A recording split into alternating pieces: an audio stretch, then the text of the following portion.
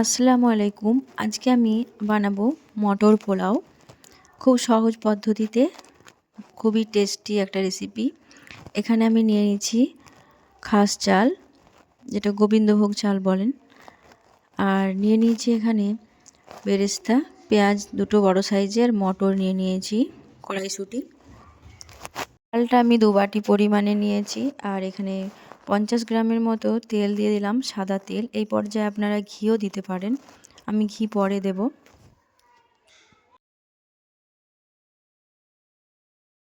তেলটা যখন ভালোভাবে গরম হয়ে আসবে, দিয়ে দিচ্ছি গোল এবং দারুচিনি, তেজপাতা দিয়ে দিলাম দুটো।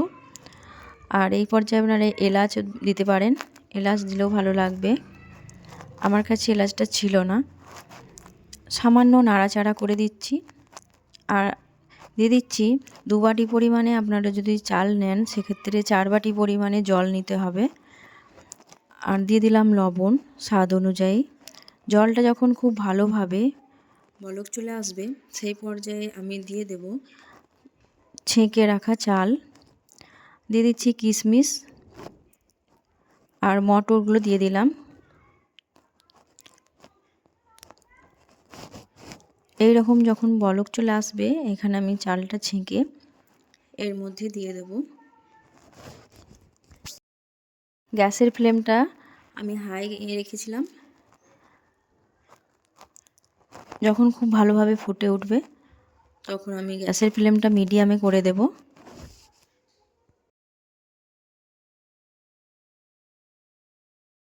এখানে গ্যাসের ফ্লেমটা আমি মিডিয়াম করে দিয়েছি।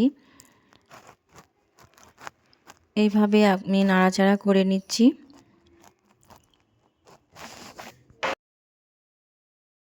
এই দেখুন অনেকটাই হয়ে এসেছে। যখন জলটা খুব ভালোভাবে শুকিয়ে যাবে, শুকনো শুকনো হয়ে গেছে, এই পর্যায়ে দিয়ে দিচ্ছি আমি গোলাপ জল। আর এখানে দিয়ে দেব চিনি, 2 টেবিল চামচের মতো চিনি দিয়ে দিচ্ছি। সামান্য নাড়াচাড়া করে দিলাম। আর দিয়ে দেবো এখানে ঘি, 1 টেবিল চামচের মতো ঘি দিয়ে দিচ্ছি। আর আপনারা পরিমাণে বেশিও দিতে পারেন। ঘিয়ের স্বাদটা পোলাওয়ের মধ্যে খুবই ভালো লাগে, খুবই টেস্টি লাগে। আমি একটু চারিদিকে এইভাবে মিশিয়ে দিচ্ছি, এতে করে চারিপাশেই ভালোভাবে ঘিয়ের স্বাদটা পাওয়া যাবে। এখানে আপনারা এলাচের গুঁড়ো বা মশলা তৈরি করেও দিতে পারেন। দিয়ে দিলাম বেরেস্তা।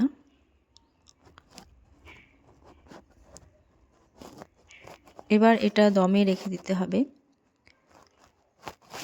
10 থেকে 15 মিনিটের মতো। খুব ভালোভাবে পোলাওটা রেডি হয়ে গেছে। 10 থেকে 15 মিনিট এভাবে রেখে দেওয়ার পর আমি ফিরে আসব।